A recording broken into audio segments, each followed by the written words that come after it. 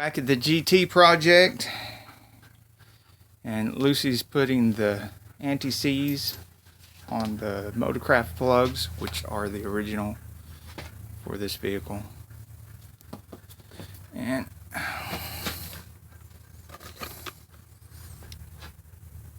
don't know if that's focusing right, but that is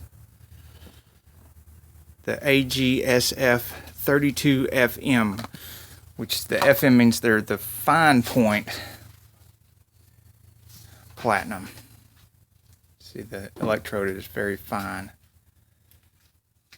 And they're threaded all the way. That's, I think the G in the AG designates that they're threaded all the way.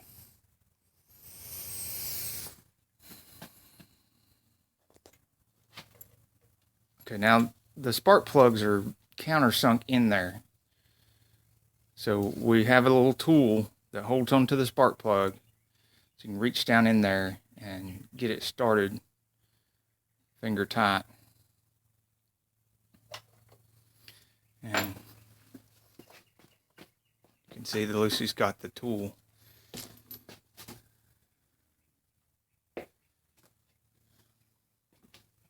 And this is obviously the easy part. You just work your way from front to back. A couple of those in the back are going to be really hard to get to.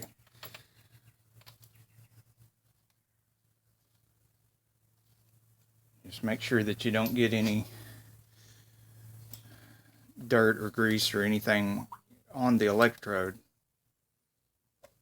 You don't want any of the anti-seize on the electrode either.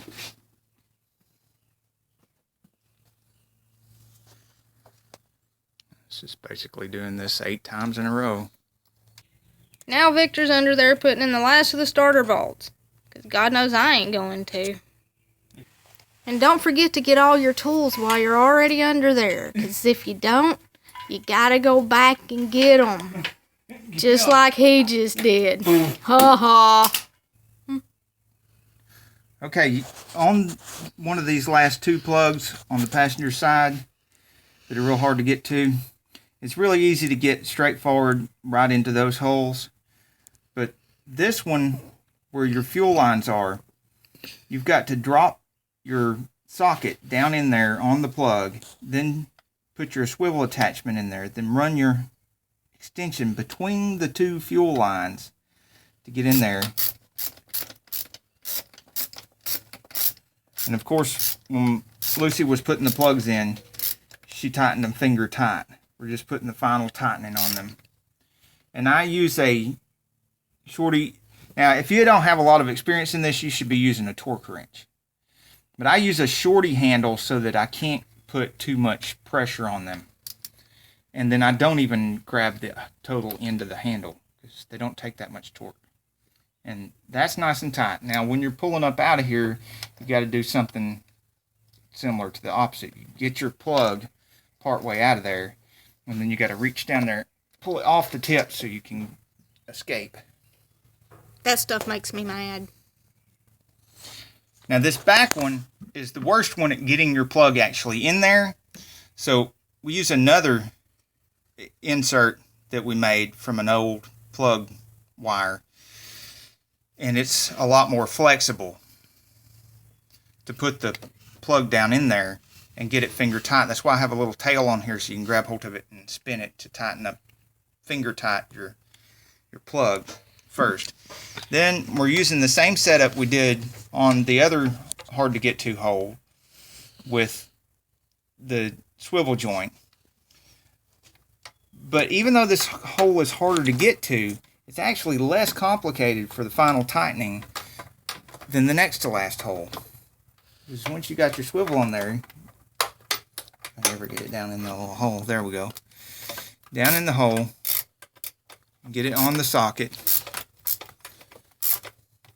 and do the final tightening on the socket.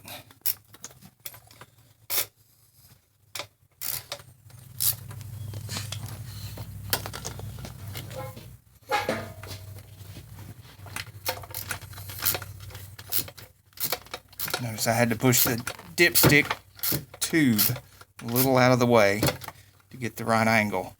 And I'm holding it out of the way because don't want any sideways pressure on the plug. If you have any sideways pressure on the plug, you can crack the insulation. And then you can pull straight out without having to take your stuff apart. Like That's what she said. Okay, whether you're doing a project like this or just tuning up your Mustang, the next step, before you move on to the wires, you've got all your plugs in. Because you have to have the snorkel off in order to get to these plugs and wires, you might as well go ahead and clean the throttle body out.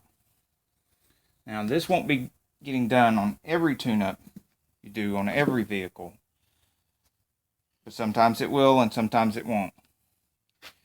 Now, they make a special throttle body cleaner, and you're better off using that than any kind of carburetor cleaner. But there is an alternative to that, and that is to use what the throttle bodies used to be in touch with all the time anyway, and that the same kind of gasoline that this engine uses, but a clean new gasoline. And just use a toothbrush, reach in there. Well, first of all, I should have told you this already. You have to prop that throttle body open with something. I've just used an old bolt here, and I've got that throttle body propped open so I can get in here and clean that crud out.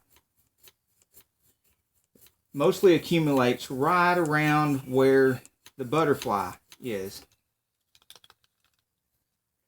And that's one of the reasons why it causes so much trouble. Excuse me while I get my... So you want to scrub both the dirty ring that you find in here. You'll see that nice, clean, new gasoline breaks it loose really well. And you know that's not going to hurt it because it's designed... Well, it's designed to have just air flow through it. But we all know that it doesn't just get air flowing through it. It gets air and a little tiny bit of gasoline and a little tiny bit of burnt gasoline, a little tiny bit of the blow-by from the engine, from the PCV. All that kind of stuff goes through here, and it is designed to be able to handle that. Take nice clean gasoline or throttle body cleaner, not carb cleaner. Carb cleaner is kind of rough on this stuff. And soften this stuff up, break this stuff loose on both the butterfly and the nasty ring that gets around the butterfly valve. You notice I have some paper towels here to keep it from getting on any of the electrical wires, connectors, anything else down there, any of the little rubber O-rings for the injectors. Don't want any kind of gasoline or solvents or cleaners touching any of that. Plastic connectors, don't want it on that. And see all that nasty stuff we got out of there? And it's looking beautiful and new.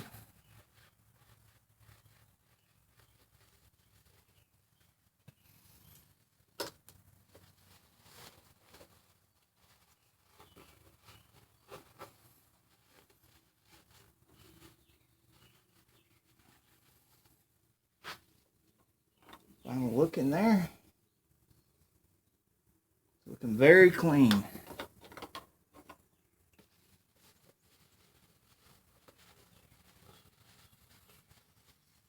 Because we already have the snorkel off anyway, it's just that simple and easy.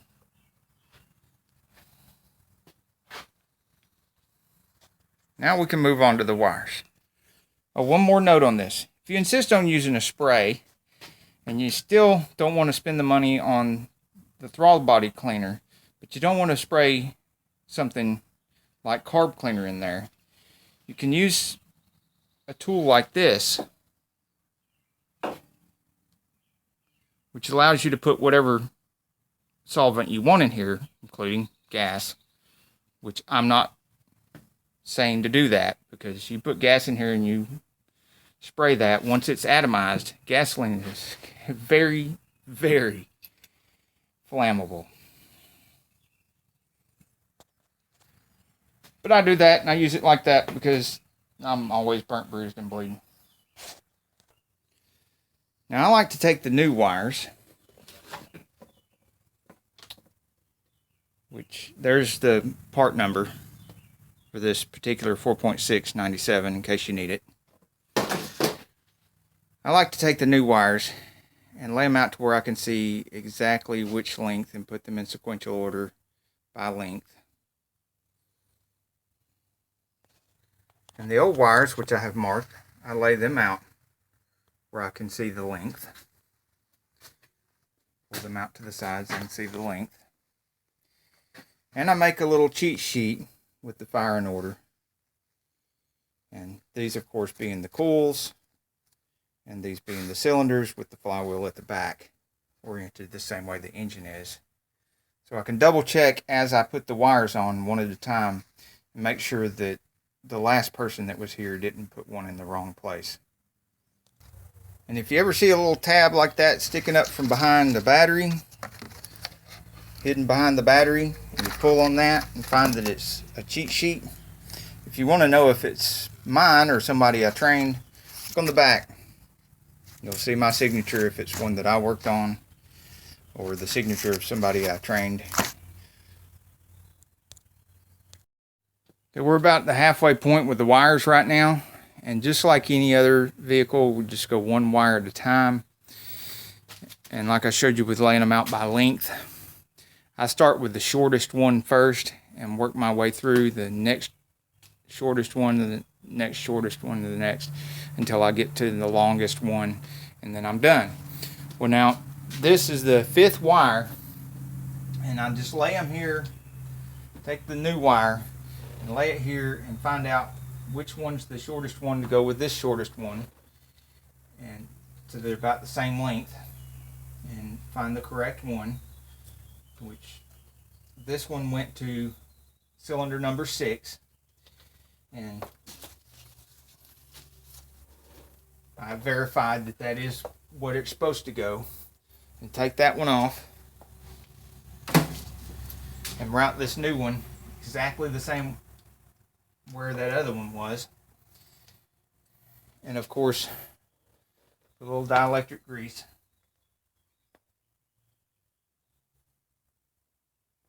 Which these factory wires have a little bit of dielectric grease right here already. And a little bit of dielectric grease here as well. And cylinder number 6 is the second one from the front on the driver's side.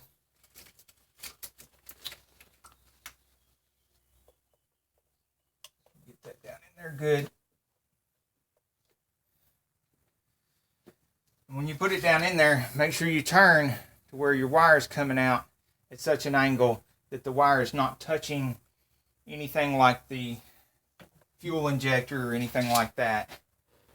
You want to have some space so that later on, when it does get old and weak and it wants to throw some spark, it's far enough away from something that can't really throw any spark to anything. Put it back in the wire looms where the other one was. Just clip it down in there. And just keep doing that with each one until you've got them all. Now this is 97, so it's one of the last ones you have these long wires. You get in as early as 98, 99, but certainly in the 2000s, you're going to be finding these coilovers with no wire, but they still have a boot, just like the wire has a boot. And the boot should still look like this, where it starts out larger and gets skinnier and skinnier as it goes towards the spark plug. If you see this right here, if you have the coilover, which requires taking the fuel rail off to get to most of these. Most of these you got to take the fuel rail off in order to get them out and change your plugs. But if you see where this comes and it gets down to here and it gets fatter, that's actually swollen, and you see the hole is enlarged, and that has to be replaced. And if you're going to be replacing these boots, in a lot of cases you need to check and see how much they are for a set of boots versus a whole set of coils with the boots on them, because sometimes You're spending 50% of the cost just getting the boots, and you might as well get new coils with it. But do not put this back on like that. If it may look like it's supposed to be that way, but it's not. It's not supposed to be swollen in the end. It's not supposed to be mushy or soft right here either.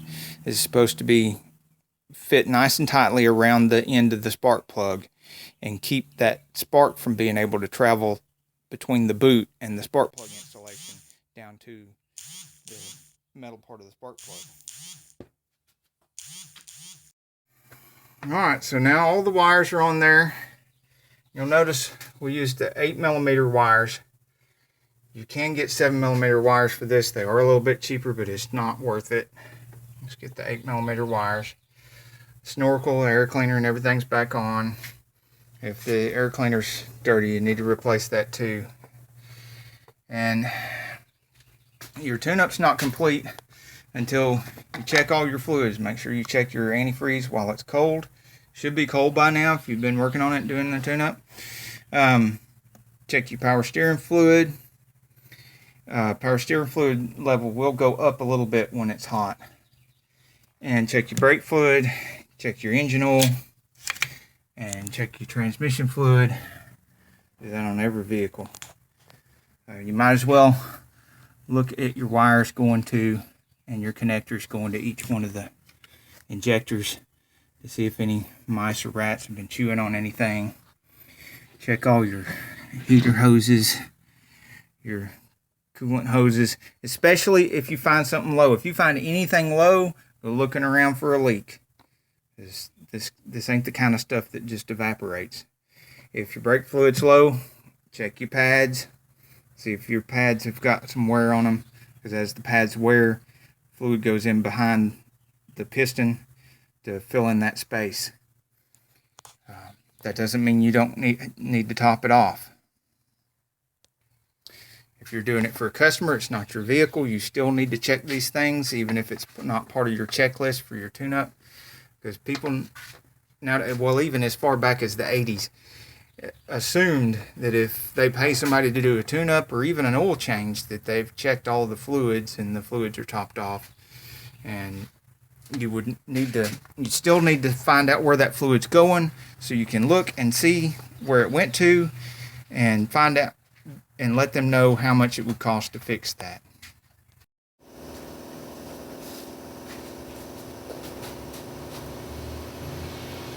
Please remember to like, subscribe, and comment. Put your questions down below. Until next week, get off the couch and get dirty.